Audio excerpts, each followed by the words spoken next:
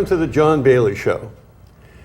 We are going to have a series of interviews with a gentleman that I think you're going to find very interesting and a topic that is very, very entertaining, creative, and part of our life. I'd like to introduce you to Mr. Peter Godinez. Welcome, Peter. It's good to be here, John Baillie. Thank you for having me back. Now, I know that you and I have a lot in common. Oh, what's that? Oh my gosh. Number one, we have two attractive wives. Amen to that. And number two, we love sales. Yeah, that's what we're going to talk about, right? And that's what this series is going to be about. And there's going to be 3 episodes. And this is going to be episode 1.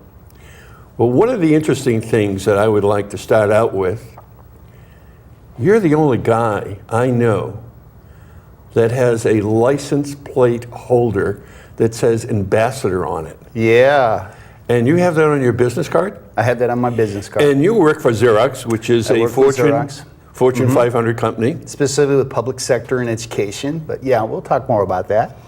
Now, how did you ever come up with the title of Ambassador? Well, you know, I get that question a lot, and the answer may surprise you a little bit because you said, you know, our love for sales. I just did not like the term salesperson.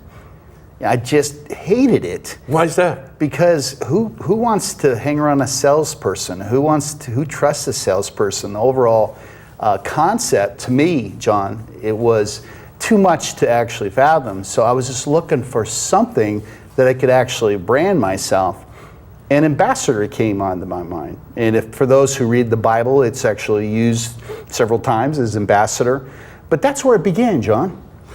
Now, when you're talking about being an ambassador, that changes the whole focus of your career, for your lifestyle, for what you're doing, your talent, your ability. I mean, now you're going to ambassador versus salesperson. Yes. And how does that react with the person you're making a presentation to?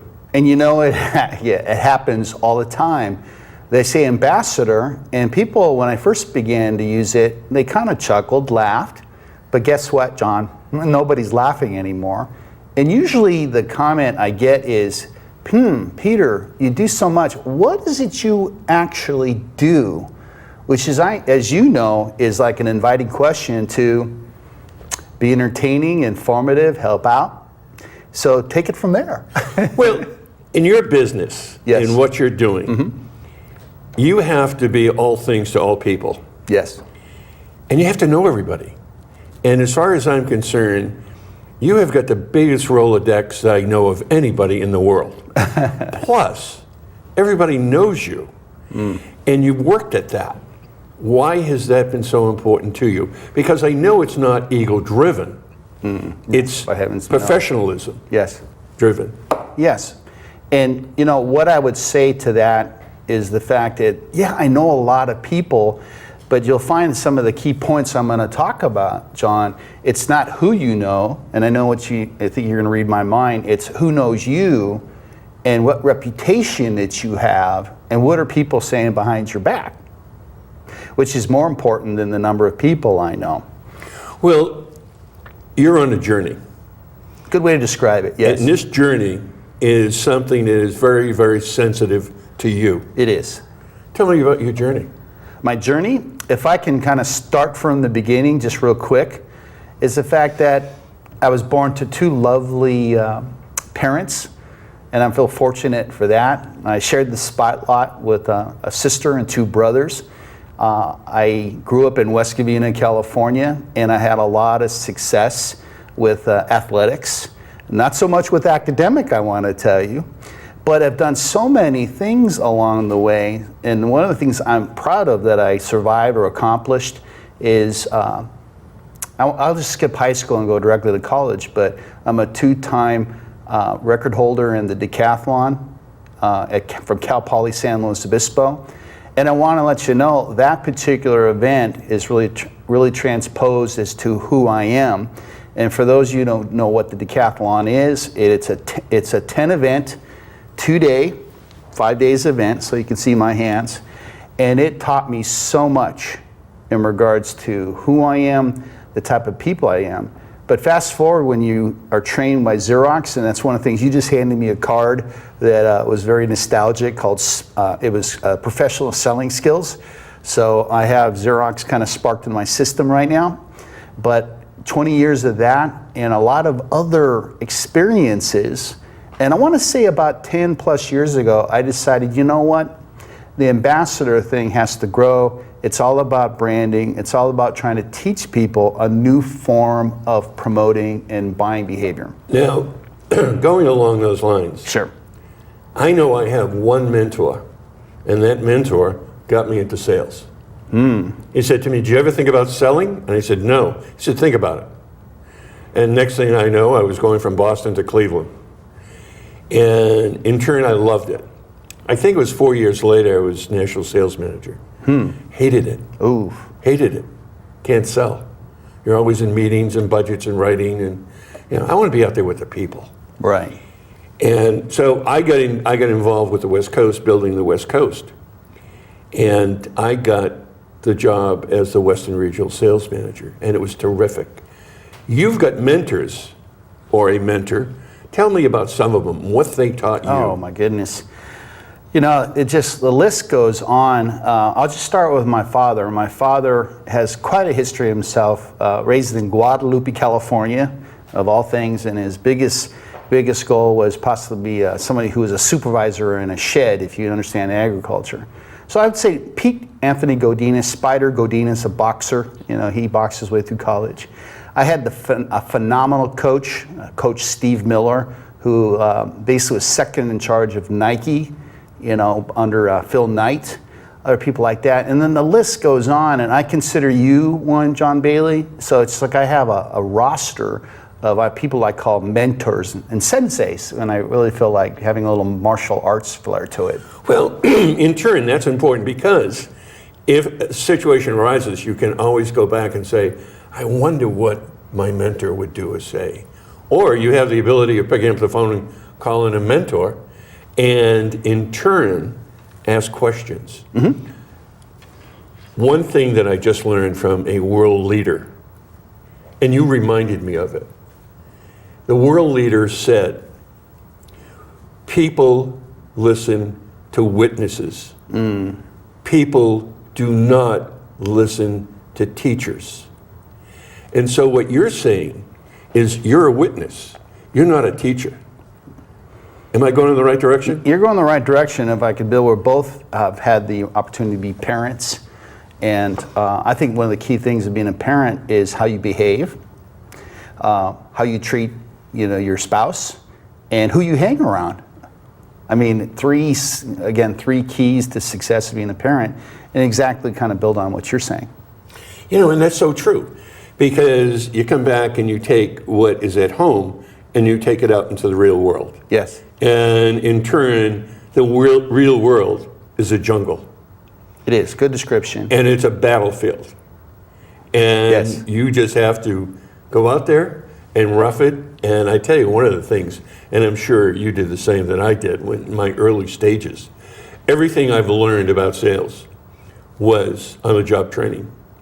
The other thing was I went to Xerox Professional Selling Skills, and that was a whole week. And it was at a corporate office back in Massachusetts. And I turned around and I looked at that was kind of the frosting on the cake, meaning a lot of mechanics, but everything about sales comes within here. No, I agree. And where I want to say I agree to disagree, but it's a good thing, is I really want to change the term salesperson to something else. But I do understand where you're coming from, though. So you look at yourself as a crusader. You know what? I think that's a good way to do it. Again, ambassador, crusader, leader, revolutionary. I know that's a little too intense, but How you as a ambassador, crusader, right? You want to go forward, you want to charge, you want to help people. Right. How do you plan on doing that? It's a good question, and I think it starts by how I behave, and the layer around that is who I hang around, and just the results I have. And you're saying it is a jungle, but guess what? You and I, John, both know that life is short, and you want to enjoy it So why do something that's a jungle? I guess if you're going to be a jungle, be Tarzan. Make sure you have a Jane, and make sure you have it like a monkey next to you. Like, he was trying to be funny, that didn't work. But it's just, that's where I'm going from. And you mentioned the word crusader. With a crusader, you always have an opposing force that's always trying to push you back, disagree, put you down, say you're crazy. It's not what to do. So I think crusader is probably something that kind of sparks my emotion a little bit, John. Well, everybody needs help out there today, no matter what it is. And you and I, or especially me, maybe not you, Or maybe both, but we're getting up there in age. I hear you. And in turn, I love to give back. And I know you do too, and I know that's what you're trying to do right now, is give some of your experiences, some of your knowledge, some of what you learned to help people, to help the younger generations. No, I agree, and I hope that you'll allow me some other episodes, if we can call it that, and we can kind of build into, the item of why possibly I call myself a crusader, with all this, I'll call it a success formula. See, it's interesting because I look at my sales career as a journey, and it has been. I'll never forget my first presentation. It was horrible. Absolutely horrible. I mean, and I thought I was prepared and I wasn't. And I went back home and literally for 2 days just read everything, memorized everything, stood in front of a mirror, and practiced my presentation.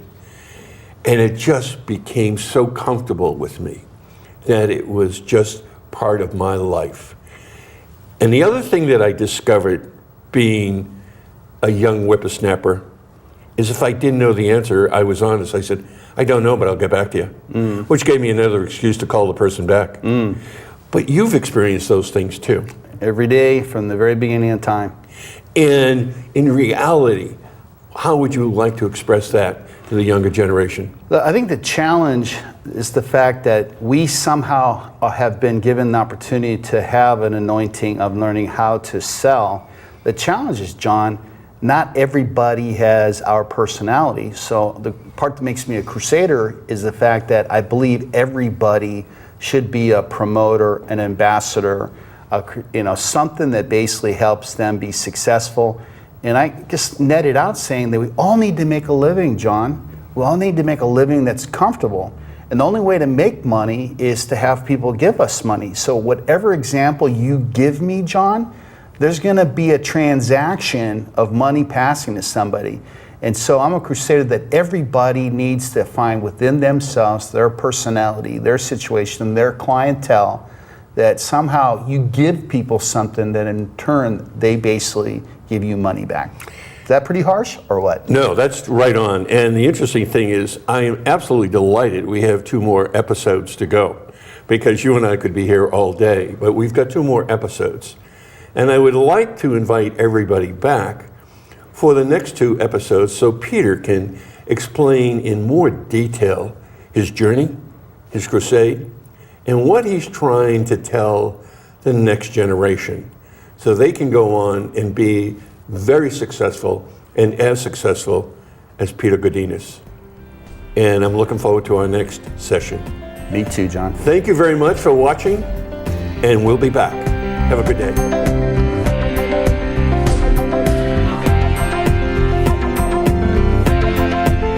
The John Baillie Show, brought to you by JB Broadcasting. Ideas communicated daily.